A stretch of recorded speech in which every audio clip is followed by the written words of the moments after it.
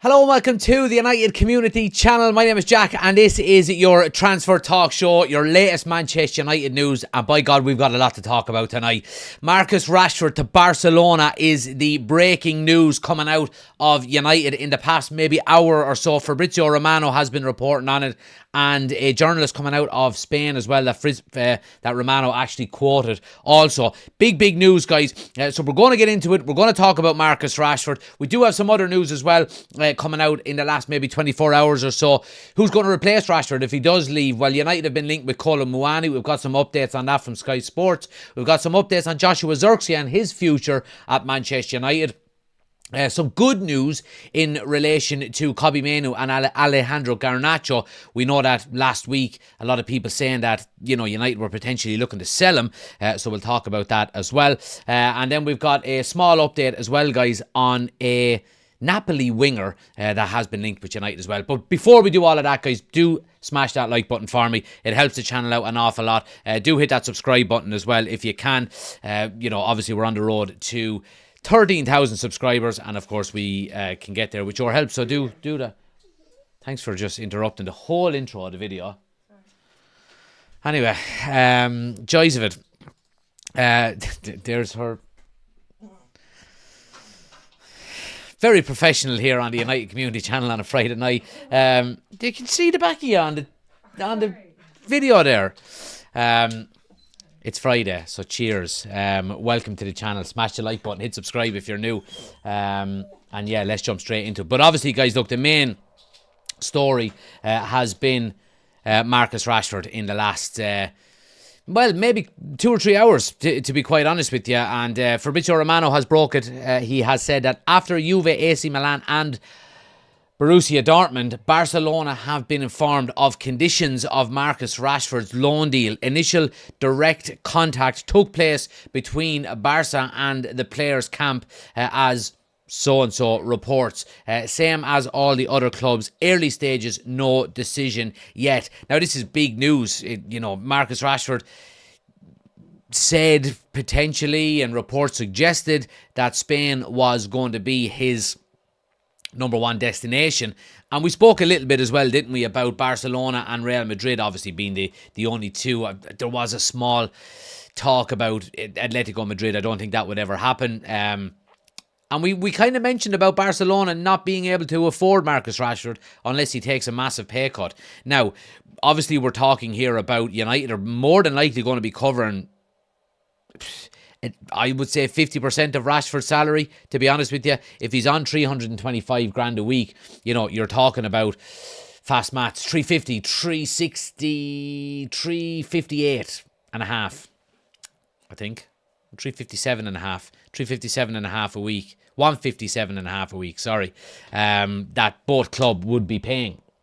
So it's not small wages that Barca will have to cover regardless. And we know the kind of financial, constraints that Barcelona have got, obviously with, the mess that they've found themselves in the last couple of years. So it's interesting to see that Barcelona have come in for him and have declared interest in him. Now, other reports. Now, this is the journalist that Fabrizio Romano has mentioned, and he said Barca are going all out for Rashford. They will bid strongly to secure him on loan until the end of the season. Now, look, I mean, a loan till the end of the season, maybe it's not out of the question that Barcelona can afford that. And obviously with Manchester United covering a lot of the wages as well, then you would maybe think that, okay, maybe a deal can be done with Barcelona. And we know Rashford wants to, or has said in the past that Spain would be his number one destination. The reason I talk about all of this is because I think it's best for both that Rashford leaves. I think he has stated he is up for a new challenge, and United are quite clearly open to selling him and getting these wages off the books, and that all of that is quite clear. So I think the quicker we can get a solution to this, the better for both parties. It has to be said. So if Barcelona come in, happy days. Now there has been other reports coming out around Rashford on the back of these ones, and it says this is from, let's have a look. Who is this? This is coming out of Italy. Okay, so obviously Rashford is being linked heavily with a couple of clubs in Italy. Juventus, AC Milan has said Marcus Rashford's brother and agent, Dwayne Maynard, is in Spain today after Barcelona entered the race for the forward. So he was in Milan earlier in the week. It looks like he's doing, a tour of Europe at the moment to see who's interested and to sit down and negotiate with certain clubs. And, again, that's understandable. Now, this report, again, coming, I'm not sure where this one is coming out of, but says Barcelona's initial idea is to propose a loan with an option to buy for Marcus Rashford. The salary will also be paid by Barcelona. Okay, now I don't really think Barcelona are going to cover all of his wages. I think maybe this statement is probably lost in translation a little bit. I'm sure they will pay some of it, probably 50-50, generally what you would see. But again, we go back to what we've said previously about loan deals and players leaving Manchester United on loan. An option to buy doesn't really cover Manchester United. Now, I've been thinking about the option to buy, and I don't see a reason to insert it into a loan deal for any outgoing player at Manchester United. And the reason I say that is, if we have an option to buy and Barcelona take up that option, it will be on the basis of a fee agreed now. Okay? Now, the fee agreed now is Marcus Rashford not playing and not being able to get into the squad at Manchester United. So you would expect the fee to be lower if we don't include an option to buy. We send Marcus Rashford out on loan for 6 months and he does well at Barcelona and he increases his market value. Now, if he increases his market value, Barcelona can still come in and look for him in the summer again. However, it will be at a more premium price, and Manchester United will be getting a better deal. So I think adding an option to buy into the loan deal, I don't think really benefits Manchester United, to be quite honest with you. Now, if there's an obligation to buy, Manchester United can, negotiate a fee that you would say, well, we're going there and we're expecting him to do well and so on and so forth. And then you can look at it maybe as something like Jadon Sancho done. So if he win the league, you pay us this amount. If he finish second, you pay us this amount. If he hits 10 goals, you hit us this amount, and so on and so forth. And I think the obligation to buy obviously gives Manchester United that, I suppose, cover and that wiggle room, to maximise their profits as well. However, you would probably find, you would probably find it would hit maybe a medium between not putting an option to buy in and an obligation. I think you would find the price difference probably come to the middle a little bit, and I think that's probably more realistic, to be quite honest with you. Let's see what everybody is saying. Good to see everybody in on TikTok as well, guys. JB says, surely they can register him, Jack. Other clubs kicking up over Olmo. I think the reason for that is that they never actually registered them properly, and look, you would expect Barcelona to probably offload a few players in January as well. So look, they're not going to come in and sign Marcus Rashford if they can't register him. And Buemo to United for Brentford, breaking news. I heard some of the links. Colin says, I like Rashford and he makes a good wage and doesn't have to play a match. Ricey he says, Manu to Chelsea.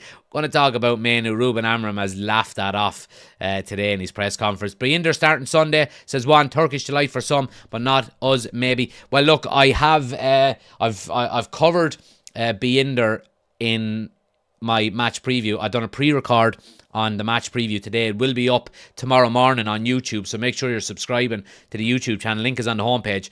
And we're live over there as well if you want to come over. We've got all of the articles that we're talking about tonight up on the screen over on YouTube. So if you want to join us and you want to TikTok, link is on the homepage. Anyway.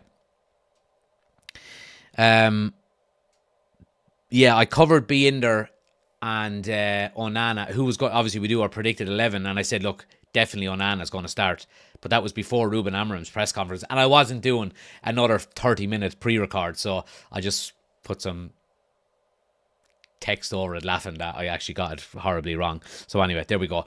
But yeah, Binder starts on Sunday. Thought Barca have a ban on transfers, says Colin. Obviously not, Colin. I'm not 100% sure, to be honest with you, but with the fact that they're in for Rashford, it looks like they don't have one.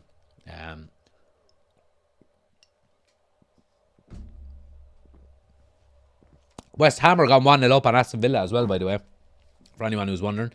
Do you support Man United, says Karan? I certainly do. Anyway, Marcus Rashford has got a lot of... And again, look, we're talking about Rashford to Barcelona. And that is just one of a number of different clubs that have been interested in it. And if we look at it here, I mean, clubs reportedly interested in signing Marcus Rashford this month: AC Milan, Juventus, Borussia Dortmund, Barcelona, West Ham, Tottenham and Monaco. Okay, now Monaco, there has been a link with Monaco today. And yeah, I'd be shocked if he goes and plays in Ligue 1, to be honest with you. I really would. However, the fact that Marcus Rashford has been linked and, these amount of clubs are interested in him can only be a positive for Manchester United. And look, what I say is, and I think somebody said it in the live chat as well, is go and play these teams off of each other, and whoever offers us the best deal, then brilliant, and it goes back to what we've said previously about Marcus Rashford going on loan and not maybe having an obligation or an option to buy if he does well. Look at all the teams that are interested in Marcus Rashford when he cannot get into the Manchester United squad and isn't playing. If he goes and does half decent at Barcelona or Juventus or AC Milan or, Monaco or wherever the case may be, he's going to have a lot more interest in him in the summer. So I think the fact that we're seeing these kinds of reports linking us to linking him to a number of clubs, I think it's probably beneficial to United to not include an obligation or an option to buy. Take the chance that he goes out and does well, and in the summer then you'll have 5 or 6 teams ready to rock and roll and ready to bid for him.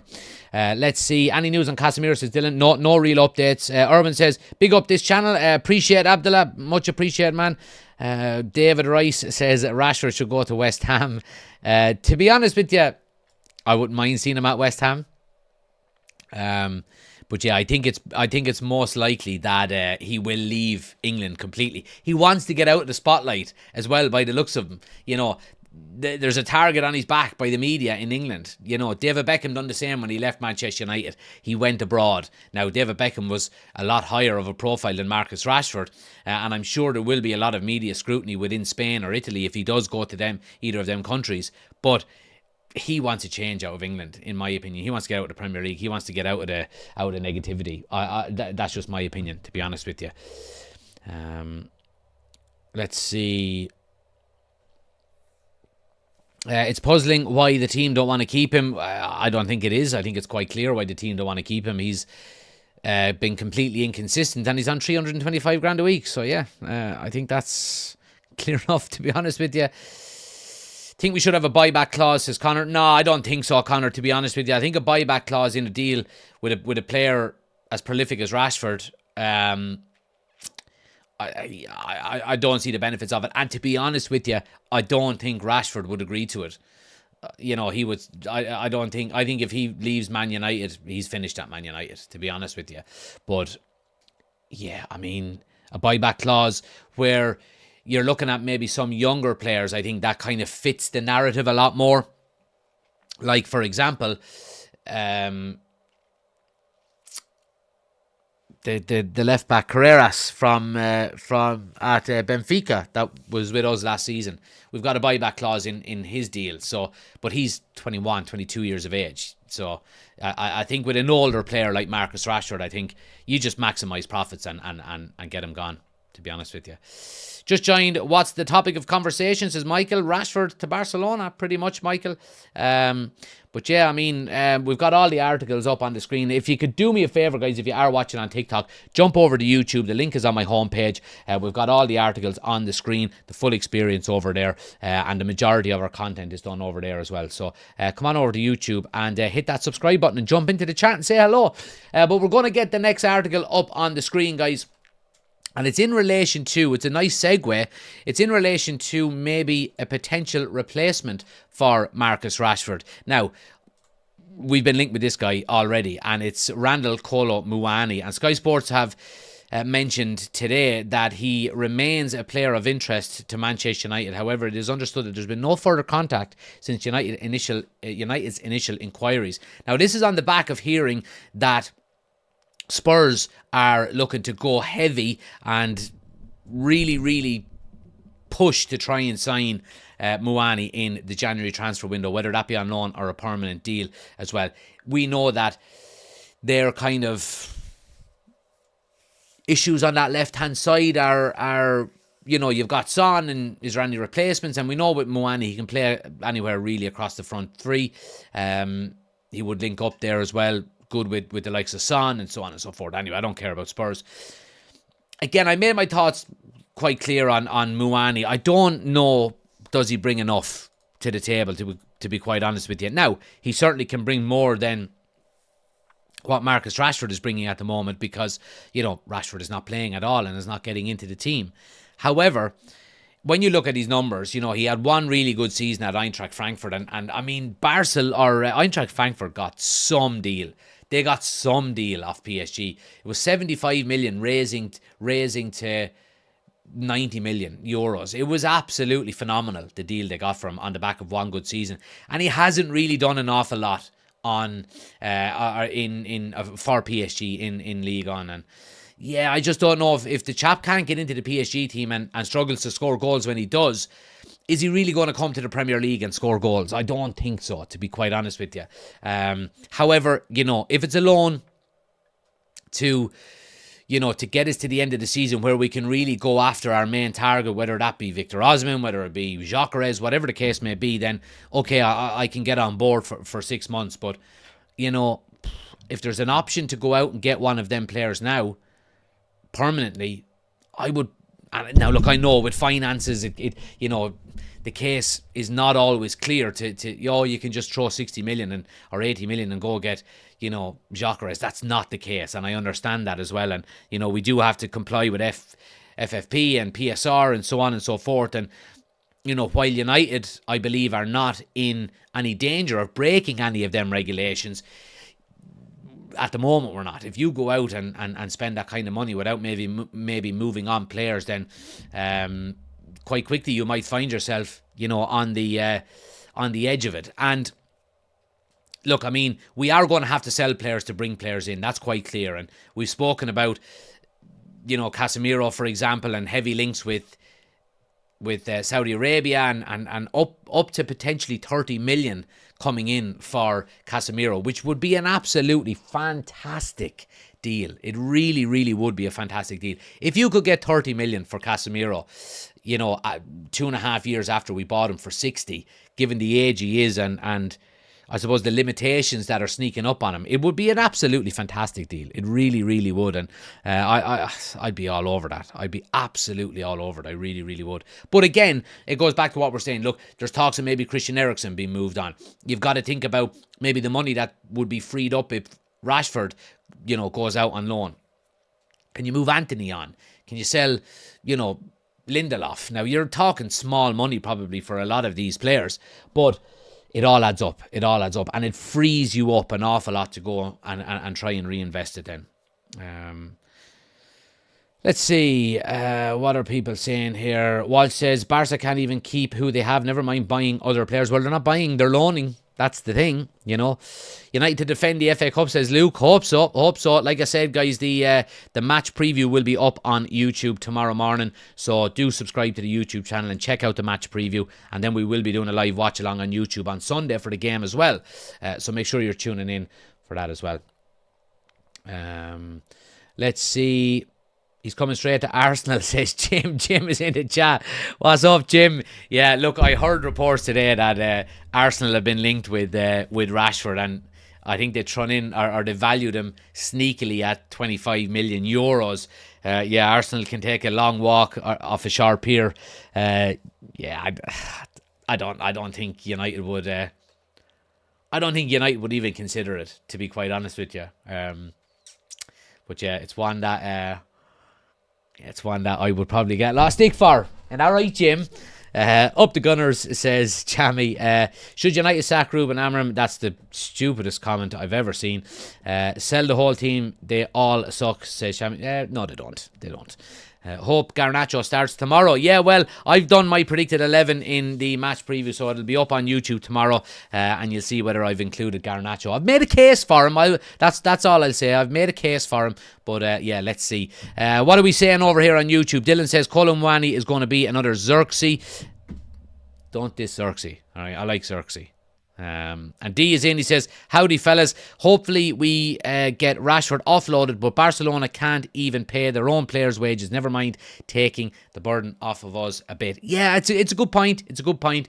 But look, I mean, when Fabrizio Romano was talking about Barcelona and, you know, negotiations are there, then you do have to take it serious enough, to be honest with you. But again, look, we've been spoken about so early on. We seem to be very advanced so quickly in the January transfer window. You know, usually these kind of stories you'd be hearing with a week, 10 days to go, and so on and so forth. But I suppose we're also what, 9 days into the transfer window as well, so that does have to be taken into consideration.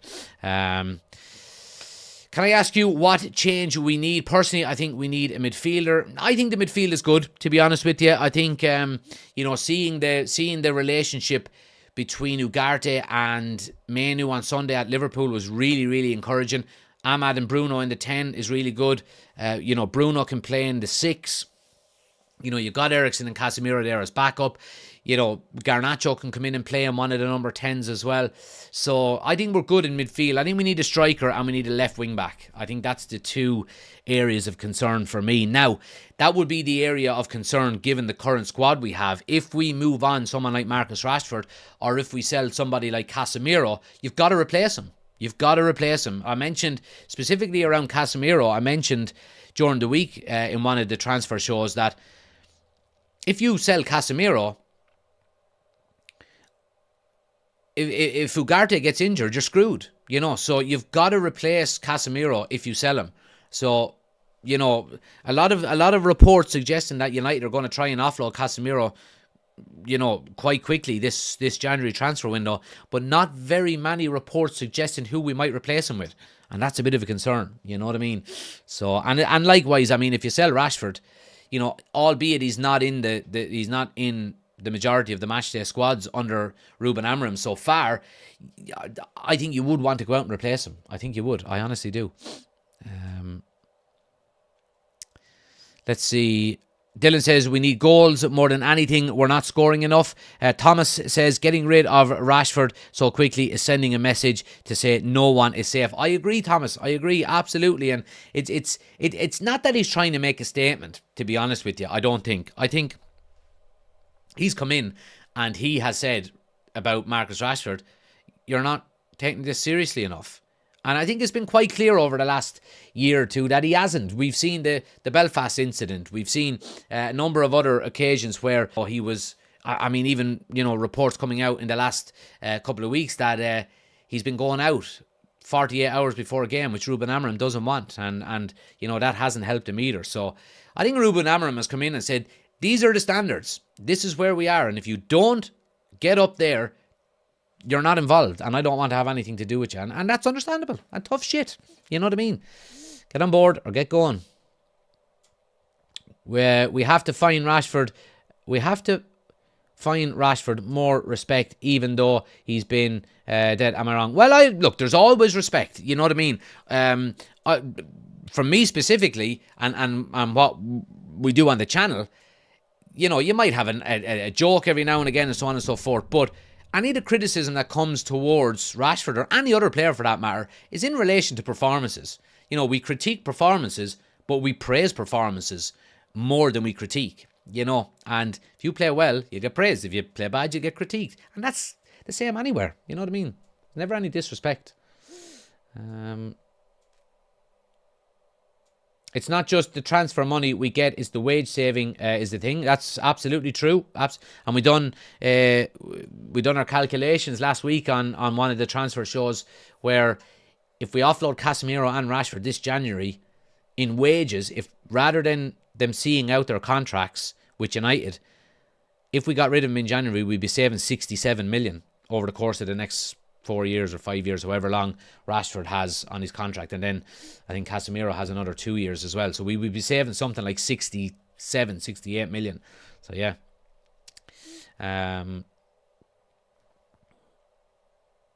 You are delusional, says Elmo. I would like you to explain. Why would take any of United players? Well, you have to be able to form proper sentences if you're going to slag anyone. But yeah, just saying why would anyone take a United player is nonsense, because there's 7 clubs interested in Marcus Rashford at the moment. Anyway. Jack, would you place Casemiro with Ederson from Atalanta? I mean, look, again, these are players that I would have to look into. My knowledge of players outside of Manchester United is not fantastic. You know what I mean? But again, I go back to what I've said. I think the powers that be at Manchester United have got one transfer window under their belt so far, and they've got a pretty good one under their belt, in my opinion. Go back to what I've said a number of times over the last few weeks. They've got 4 out of 5 right. They signed 5 players in the summer, and 4 of them have turned out to be really good. Mazraoui, De Ligt, Ugarte, and Lenny Yoro. The only one with question marks is Joshua Zirkzee. And like I've always said, if you're getting 4 out of 5 transfers right in every transfer window, it ain't going to be long before you transform your squad. It really isn't. You know what I mean? Score on Sunday, bro, says Richie. Richie, you'll have to check out the match preview. It's going to be up tomorrow morning over on the YouTube channel. If you want to go check it out, the YouTube link is on my homepage. Go over there, subscribe, turn on notifications, and you'll get notified once the video goes up. I've got my score prediction done in that video, so it will be uploaded tomorrow morning. Performances haven't been great, but look at him 2 seasons ago, says Stephen. Yes, but you can't wait every 2 years for him to have a good season. That's the problem. User says United's problem for the last few years is when we have good performance, come 2 or 3 bad ones. We're not that bad. Well, look, I agree, and there has to be some form of consistency now on the back of the poor performances, on the back of the really good performance at Anfield on the weekend. We've seen a good few false dawns with Manchester United over the past couple of years. So let's hope the performance at Anfield last week will give the team the confidence boost to go on and get a bit more consistent about it, you know. Riley says, Viva Jack, how are we all this frozen Friday night? All good, man, all good. Cheers to everybody. Hope you're having a good Friday. I know I am. There is a takeaway on the way, and the fire is lighting in the sitting room, so I won't keep you too much longer. I'll let you go and enjoy your Friday nights wherever ye may be. Now, speaking of Joshua Zirkzee, and again, anybody that's watching on TikTok, guys, we've got all of these reports that we're talking about up on the screen over on YouTube. Link is on my homepage. Come on over and get involved. Hit subscribe and jump into the chat. And get involved over there. But Joshua Zirkzee, Pletty Goal, who we know is a pretty reliable journalist for Sky in Germany, he has said today that Manchester United have been informed that Joshua Zirkzee wants to stay at the club. He has no intention of leaving. He wants to stay, prove himself, and believes in his abilities. And do you know what? I mentioned it last week about Zirkzee, and I'm delighted to be hearing these kind of reports, to be honest with you. He's had a difficult start, and a poor start, it has to be said. And again, I go back to one of the comments that was on TikTok there. You know, we never disrespect Zirkzee on this channel. And if we ever have a match reaction where some of the boys do, I try my best to rein him in a little bit and say, whoa, relax a bit, because we critique. And his performances have been bad this season. They haven't been up to standard. However, I go back to what I've said previously. He's come in as a young kid. He's 22, is he 22, 23 years of age? He's come in from the Serie A. A league that is by nowhere near as competitive as the Premier League. He's come into a club that's in complete and utter chaos in terms of sacking a manager, in terms of bringing in a new one, new tactics, so on and so forth. He's come into a team that don't create an awful lot for their forward players. And because of all of these things, he's found himself not scoring an awful lot. Now, look, I don't think some of the things he said have helped him. Saying that he's not a number 9, he's a 9.5. So he's not a 10, he's not a 9. However, I do think there's a good footballer there. I do. I honestly do. He's got to improve. He's got to improve massive amounts. And I don't think he will ever be the number 1 striker for United week in, week out. However, I do think there's a role for him to play in this team and Ruben Amorim's system, because he can do a job in the number 9 and he can also do a job in the number 10 role. So, I do think with how Ruben Amorim sets up and how he plays, I do think he could be a good squad player for Manchester United. I honestly do. He just needs time to settle in.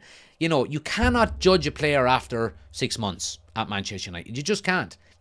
We were speaking about Andre Onana last season, and some of the mistakes he made, and he probably single-handedly got us knocked out of the Champions League. But this season, he's been way better.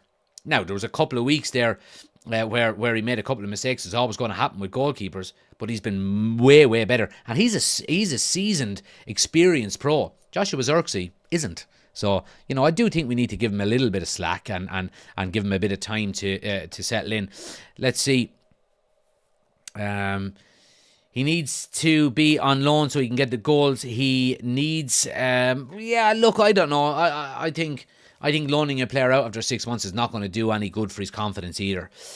United fan says, I hope Zirkzee stays and fight for his place in the team. He has the ability. Tattooed Dub says, well, bud, how you keeping? I think some players get more guff than they deserve when others so blatantly whinge and moan. At least Zirkzee tries. Rome wasn't built in a day, but new faces have to come in. You hit the nail on the head there, man. 100%.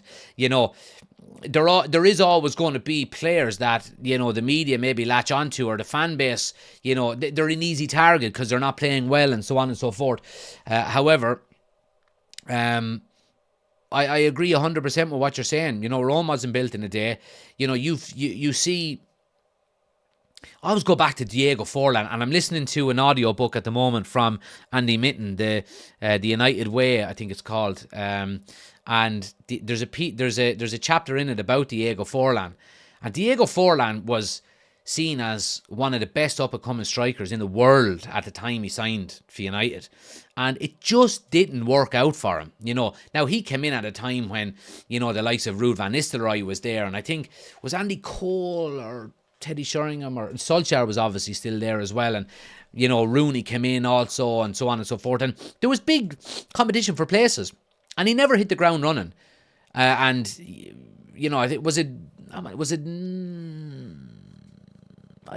think he only scored 19 goals for United in the end. Let me see for a second. He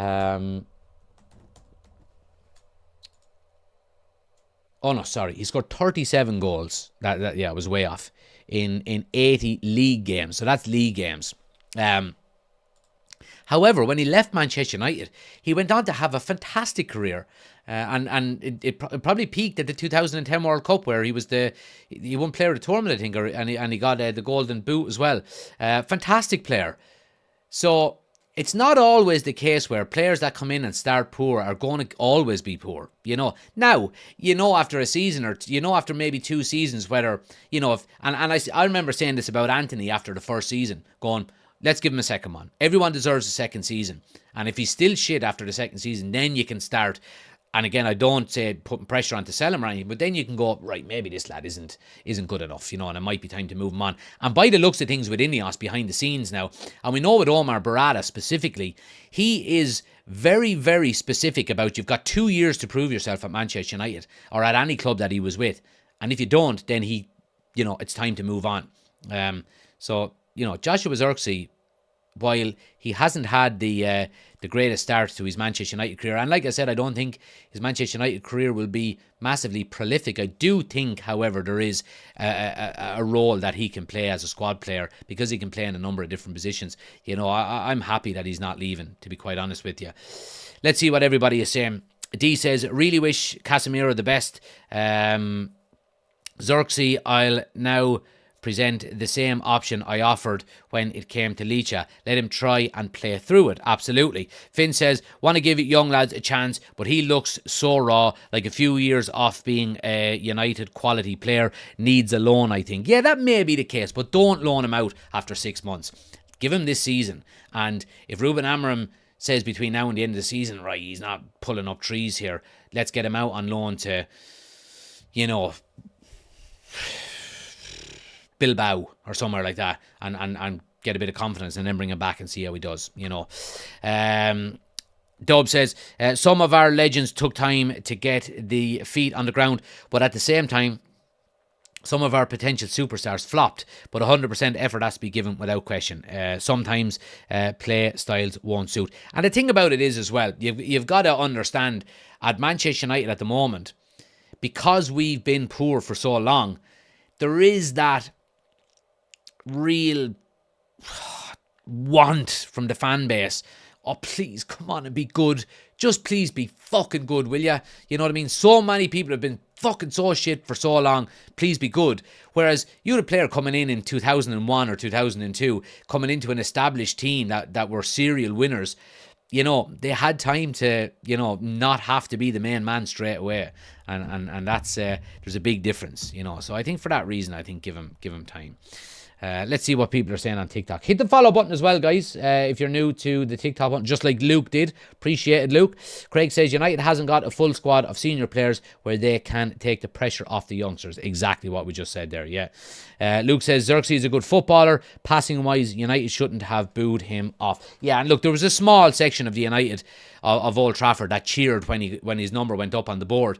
And then there was a massive boo. The boo wasn't for Zirkzee for Zirkzee. The boo was coming from all of the other United supporters in Old Trafford. They were booing at the people who cheered Zirkzee being subbed off. You know what I mean?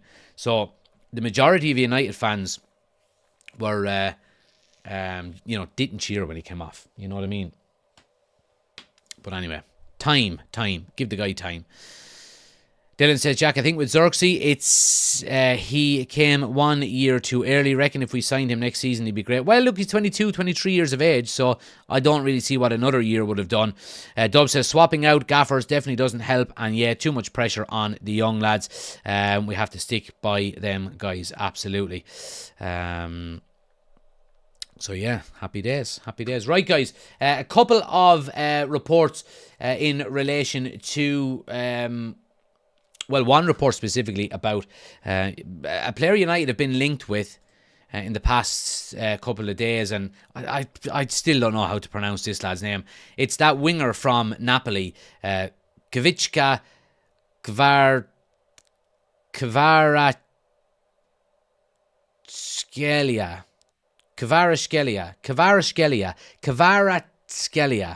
Kvaratskhelia, I think. Is that how I pronounce it? Is that right? I have no idea. That lad that's on the screen. Anyone on TikTok, come over to YouTube. His face is on the screen. Yeah, he wants to sign for PSG. Now, United have been heavily linked with him and supposedly big admirers of him. And during the week, we supposedly had approached Napoli requesting information about him, and there was initial reports suggesting that United were going to offer Marcus Rashford as a swap deal for him. You know, he plays off the left, this guy does, and Marcus Rashford, of course, plays off the left. Now, this guy is a very, very good player. The Georgia player, that guy. Very, very good player. Look, I mean, when the player wants to sign for a certain club, it's over, to be quite honest with you. It's over. And this guy is, supposedly £100 million player, 120 million euros. We don't have that kind of money. You know what I mean? So I think the ship has sailed quite quickly on this one, and I think we should, not waste any more time, to be quite honest with you, and move on as quickly as possible to pastures greener, as they say. Finally, guys, some good news to finish with, and it's in relation to Kobbie Mainoo and Alejandro Garnacho. Ruben Amorim saying today in his pre-match press conference about Kobbie Mainoo, he was asked about the reports linking him with a move away to United this season or in the future in general, and he says, our ideas are to keep the best players, especially the talented ones, the players to build this club around. I'm really happy with Kobbie. He has improved, and also Garnacho, which is good to see, because there's a lot of things falling on the shoulders of Garnacho at the moment, and a lot of idiots within the fan base saying you should sell Garnacho. You know, Garnacho's been one of our most productive players this season in a really, really bad season. And I said, you know, when Ruben Amorim came in, that Garnacho will find himself out of the team an awful lot, because he is going to have to adapt his game more than anybody else in the squad, because he's never played in the number 9 before, he's never played in the number 10 before, and he's never played as a wing back. So he's going to have to adapt his game, which he is doing. And Ruben Amorim, in my opinion, is doing the right thing. He's taking him out of the firing line, he's taking him out of the starting 11, and he's allowing him to, you know, work hard on the training ground and take it all on board. And if he does, then he will improve an awful lot. But the likes of Kobbie Mainoo as well, and Garnacho being up for sale, and I think a lot of the reports were saying that, you know, and they were kind of a bit tongue-in-cheek, to be honest with you. You know, United would consider offers for Garnacho and Kobbie Mainoo. Of course they would. You know what I mean? That doesn't mean that they're going to sell them. But if somebody comes in with a £150 million offer for Kobbie Mainoo, you're probably going to accept it, to be honest with you. You know, even if nobody wants him to be sold. You know what I mean? But, you know, someone coming in, Chelsea coming in with a €50 million bid for, you know, Kobbie Mainoo, Man United considering it, is Man United also rejecting it? You know what I mean? So sometimes you've got to take a second and actually realise what these reports are saying. Kobbie Mainoo and Alejandro Garnacho are not up for sale. However, if a silly offer comes in from, they will be, you know, looked at, and they will be, you know, discussed. Let's see.